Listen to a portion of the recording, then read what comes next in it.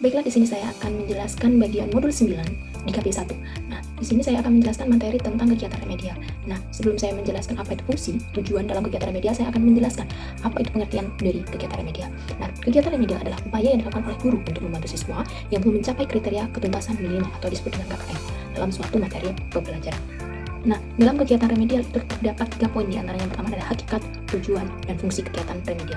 Nah, di sini saya akan menjelaskan satu persatu apa itu hakikat, kemudian apa itu tujuan, dan apa itu fungsi. Nah, untuk yang pertama itu ada hakikat kegiatan remedial. Nah, dalam Random House Webster College Dictionary tahun 1991, remedial ini diartikan sebagai intended to improve poor skill in specific field. Nah, artinya remedial adalah kegiatan yang dilaksanakan untuk memperbaiki keterampilan yang kurang baik dalam suatu bidang tertentu. Nah, poin kedua itu ada tujuan. Nah, tujuan ini dibagi menjadi dua, ada secara khusus dan ada juga secara umum. Nah, untuk secara umum, tujuan kegiatan remedial adalah sama dengan pembelajaran biasa, yaitu membantu siswa untuk mencapai kompetensi atau tujuan pembelajaran yang telah ditetapkan berdasarkan kurikulum yang berlaku. Nah, untuk secara khusus, kegiatan remedial ini bertujuan untuk membantu siswa yang belum menguasai materi pelajaran melalui kegiatan pembelajaran tambahan. Nah, melalui kegiatan remedial ini, siswa dibantu untuk memahami dan mengatasi kesulitan belajar yang dihadapinya dengan memperbaiki cara dan sikap belajarnya. Kemudian di samping itu, guru sendiri memperbaiki cara mengajarnya. Nah, kemudian poin ketiga itu ada fungsi kegiatan remedial. Nah, di sini terdapat 6 fungsi kegiatan remedial. Di antaranya pertama ada fungsi korektif, kemudian fungsi pemahaman, penyesuaian, pengayaan, akselerasi, dan terapeutik. Nah, di sini saya akan menjelaskan satu persatu. Di antaranya apa saja sih fungsi kegiatan remedial? Ya, yang pertama itu adalah fungsi korektif. Nah, di sini fungsi korektif ini memperbaiki cara mengajar dan cara belajar.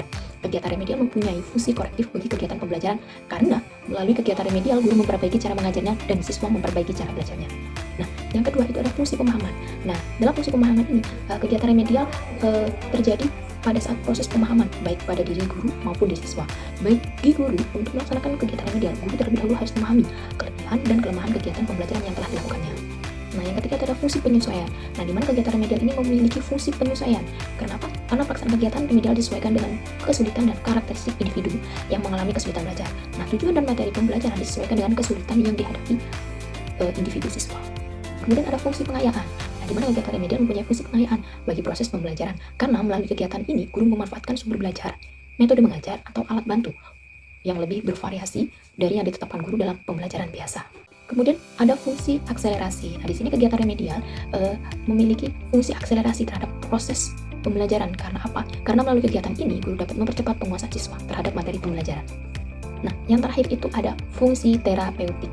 Nah, kegiatan ini melalui kegiatan remedial, guru dapat membantu mengatasi kesulitan siswa yang berkaitan dengan aspek sosial pribadi.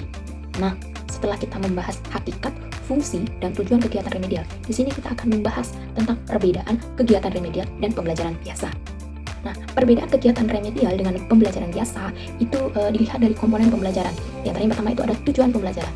Nah, dalam tujuan pembelajaran ini memiliki rumusan tujuan yang bersifat individual. Kegiatan pembelajaran ini dilaksanakan untuk mencapai kompetensi atau tujuan yang telah ditetapkan. Dalam pembelajaran biasa, tujuan pembelajaran yang dirumuskan guru berlaku bagi semua siswa, jadi bersifat klasik. Nah, kemudian sementara itu dalam kegiatan remedial, tujuan pembelajaran yang dirumuskan guru itu bersifat individual, tergantung pada kesulitan yang dihadapi siswa. Nah, kemudian yang kedua itu adalah materi pembelajaran. Nah, dalam materi pembelajaran ini, materi sesuai dengan kesulitan yang dihadapi. Materi pembelajaran dalam pembelajaran biasa sama bagi semua siswa, sedangkan materi yang dibahas dalam kegiatan remedial akan berbeda antara materi untuk siswa yang satu dengan siswa yang lainnya. Nah, kemudian ada lagi kegiatan pembelajaran. Nah, kegiatan pembelajaran ini bersifat individual dan kelompok. Kegiatan pembelajaran dalam kegiatan remedial akan berbeda dari kegiatan pembelajaran biasa.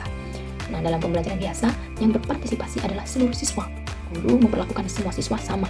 Metode mengajar dan alat bantu pembelajaran yang digunakan guru itu bersifat klasik, di mana dalam kegiatan remedial ini pembelajaran hanya diikuti oleh siswa-siswa yang memiliki kesulitan belajar tertentu.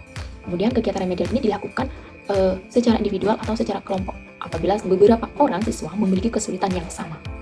Nah, kemudian yang terakhir itu ada evaluasi. Nah, dalam evaluasi ini, alat evaluasi itu bersifat individual atau kelompok. Evaluasi ini dilaksanakan untuk mengetahui tingkat keberhasilan pembelajaran yang dilaksanakan. Alat evaluasi ini dikembangkan berdasarkan kompetensi yang diharapkan, dikuasai siswa, atau tujuan pembelajaran yang telah dirumuskan. Oleh karena itu, alat evaluasi yang dikembangkan dalam pembelajaran biasa itu bersifat klasik. Jadi, secara keseluruhan, kesimpulan dari perbedaan antara kegiatan remedial dan pembelajaran biasa adalah terletak pada pendekatan yang digunakan. Pembelajaran biasa menerapkan pendekatan klasik, sedangkan kegiatan remedial itu menerapkan pendekatan individual atau kelompok. Nah, selanjutnya itu ada pendekatan dalam kegiatan remedial.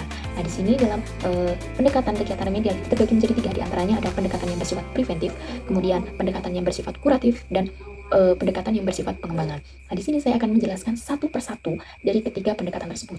Nah, yang pertama itu ada pendekatan yang bersifat preventif. Nah, di sini apabila kegiatan remedial yang dilaksanakan untuk membantu siswa yang diduga akan mengalami kesulitan dalam menguasai kompetensi yang telah ditetapkan.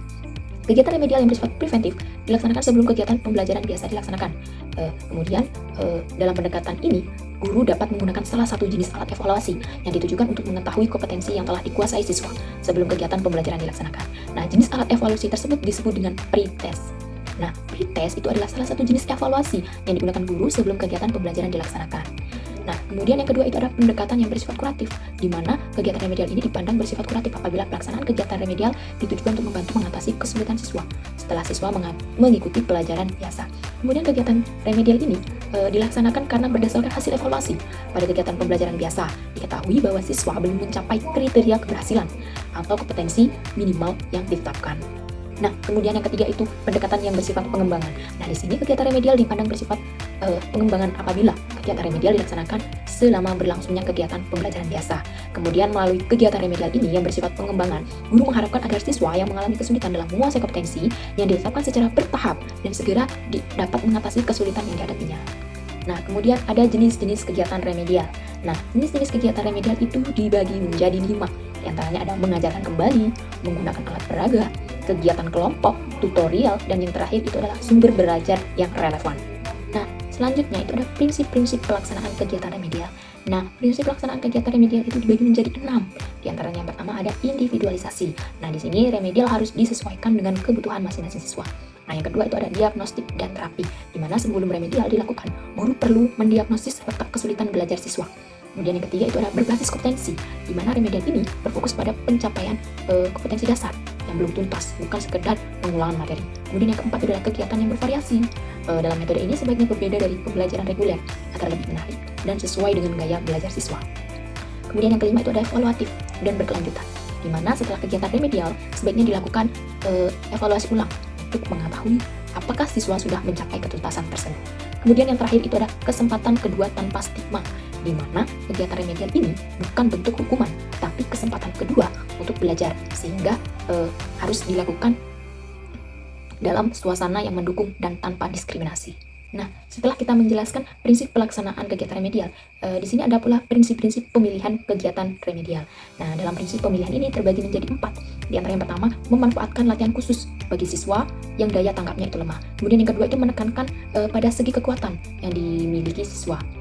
Kemudian yang ketiga itu memanfaatkan penggunaan media yang multi atau sensori. Kemudian yang keempat itu memanfaatkan permainan sebagai sarana belajar, terutama bagi siswa yang kurang memiliki motivasi untuk belajar. Nah, selanjutnya yang terakhir itu ada prosedur kegiatan remedial. Nah, prosedur kegiatan remedial itu dibagi menjadi 5. Di antaranya pertama itu ada analisis hasil diagnosis. Nah, dalam analisis hasil diagnosis ini, kesulitan belajar adalah suatu proses pemeriksaan terhadap siswa yang diduga mengalami kesulitan dalam belajar. Melalui kegiatan diagnosis ini, guru akan mengetahui para siswa yang perlu mendapat bantuan. Yang kedua itu adalah menemukan penyebab kesulitan. Sebelum kita mulai merancang kegiatan remedial, terlebih dahulu kita harus mengetahui mengapa siswa mengalami kesulitan dalam mencapai kompetensi yang diharapkan atau menguasai materi pelajaran. Faktor penyebab kesulitan ini harus diidentifikasikan oleh guru, karena gejala kesulitan yang sama yang ditunjukkan oleh siswa dapat ditimbulkan oleh sebab yang berbeda. Nah, kemudian yang ketiga itu menyusun rencana kegiatan remedial. Di antaranya pertama itu ada merumuskan kompetensi atau tujuan pembelajaran, menentukan materi pembelajaran sesuai dengan kompetensi atau tujuan yang telah dirumuskan, kemudian memilih dan merancang kegiatan remedial sesuai dengan masalah dan faktor penyebab kesulitan. Dan yang keempat itu merencanakan waktu yang diperlukan untuk melaksanakan kegiatan remedial, dan yang terakhir itu menentukan jenis, prosedur, dan alat penilaian untuk mengetahui tingkat keberhasilan siswa. Nah, yang keempat itu melaksanakan kegiatan remedial. Setelah rencana pembelajaran selesai disusun, langkah selanjutnya adalah melaksanakan kegiatan remedial. Mungkin Anda bertanya, kapan kegiatan remedial itu dilaksanakan? Nah, kemudian yang kelima itu menilai kegiatan remedial, di mana kita untuk mengetahui berhasilnya tidaknya kegiatan remedial ini yang telah dilaksanakan, kita harus melaksanakan penilaian. Penilaian ini dapat dilakukan dengan mengkaji kemajuan siswa, seberapa besar siswa mengalami kemajuan dalam belajarnya. Nah, di sini saya akan menjelaskan atau memberikan kesimpulan dari materi yang sudah saya jelaskan tentang kegiatan remedial. Nah, di sini kesimpulannya, kegiatan remedial adalah upaya untuk dilakukan oleh guru untuk membantu siswa yang belum mencapai kriteria ketuntasan minimal atau disebut dengan KKM dalam suatu materi pelajaran. Kemudian tujuan kegiatan ini adalah untuk memperbaiki dan meningkatkan pemahaman siswa terhadap materi yang belum dikuasai. Kemudian remedial juga dapat dilakukan melalui pengulangan pembelajaran, pemberian tugas tambahan, bimbingan khusus, atau metode pembelajaran yang disesuaikan dengan kebutuhan siswa. Dengan kegiatan ini, diharapkan semua siswa dapat mencapai kompetensi dasar yang telah ditetapkan. Modul 9 KB2 Kegiatan Pengayaan. Hakikat kegiatan pengayaan. Kegiatan pengayaan dapat dilaksanakan bersama dengan kegiatan pembelajaran bisa atau di luar jam pelajaran, sementara siswa lain masih harus mengerjakan tugas belajar. Siswa yang telah menyelesaikan tugas belajar mendapat kegiatan pengayaan untuk meningkatkan wawasan sehingga potensi yang dimilikinya berkembang optimal. Yang B, jenis kegiatan pengayaan. Menurut KUSE 1989, kegiatan pengayaan biasanya bersifat belajar mandiri. Kegiatan pengayaan lebih bersifat fleksibel dibandingkan dengan kegiatan media.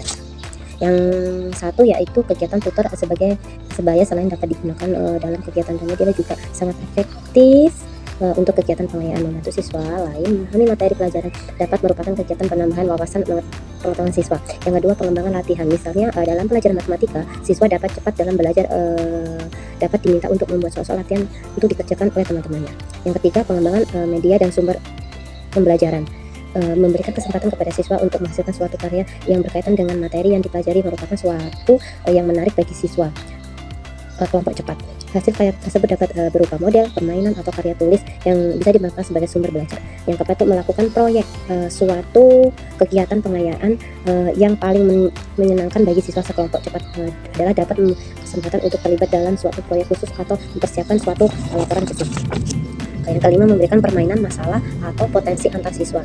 Siswa sekelompok cepat bisa bertentangan untuk memecahkan masalah yang cukup sulit. Oleh karena itu, dalam kegiatan pengayaan, guru dapat memberikan tugas kepada siswa untuk memecahkan suatu masalah atau permainan yang berkaitan dengan materi pembelajaran.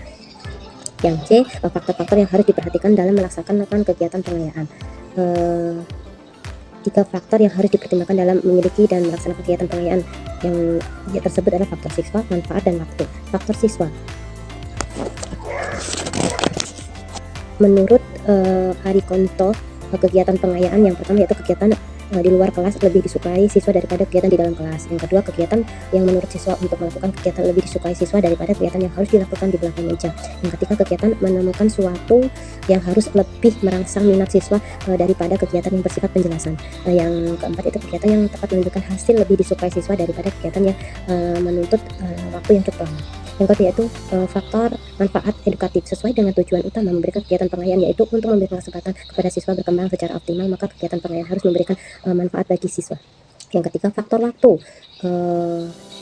Apabila siswa yang lambat telah menguasai kompetensi yang sudah ditetapkan dan kegiatan pembelajaran biasanya akan segera dilaksanakan, maka kegiatan pengayaan secara program harus segera berakhir. Semua siswa akan kembali mengikuti kegiatan belajar bersama-sama lagi. Modul 10 KB1 Hakikat Pengelolaan Kelas. Yang A, pengertian pengelolaan kelas.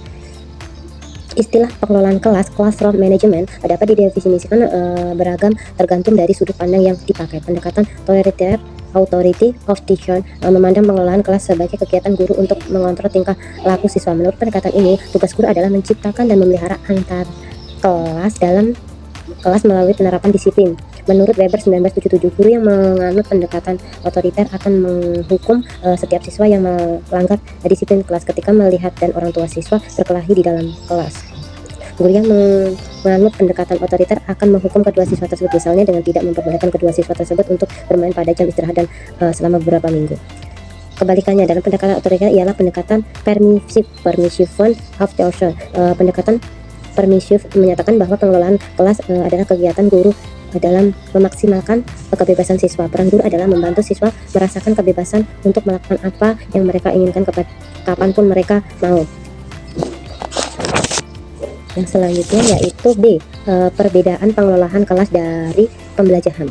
Proses pembelajaran yang efektif dan efisien dapat terjadi apabila situasi dan kondisi kelas mendukung. Berbagai usaha yang dilakukan guru dalam menciptakan kondisi kelas mendukung dan memelihara kondisi kelas sehingga terjadi pembelajaran yang efektif dan efisien. Merupakan kegiatan pengelolaan kelas memberikan pujian dan penghargaan segera mungkin menciptakan dan memelihara hubungan yang sehat antar guru dan siswa serta menetapkan norma-norma kelompok yang produktif. Merupakan berbagai contoh kegiatan pengelolaan kelas. Jadi pengelolaan kelas adalah segala kegiatan guru yang dilakukan untuk menciptakan dan memelihara kondisi kelas yang memungkinkan terjadi proses pembelajaran yang efektif.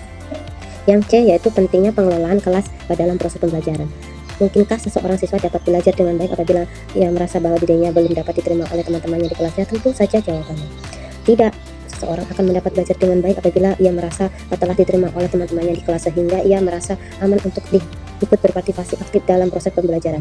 Oleh karena itu, selain satu tugas guru dalam membantu siswa belajar ialah menciptakan situasi kelas yang sangat aman dan sehat.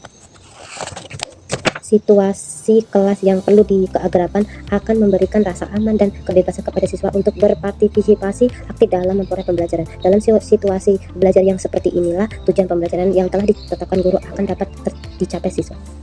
Baik, saya akan memaparkan modul 10 KB2 tentang penataan lingkungan sekolah. A. Penataan lingkungan fisik kelas. 1. Prinsip-prinsip penataan lingkungan fisik kelas. A. Keleluasaan pandangan. Penataan ruang harus memungkinkan guru dan siswa melihat seluruh area kelas tanpa hambatan agar interaksi dan pengawasan berjalan optimal. B. Mudah dicapai.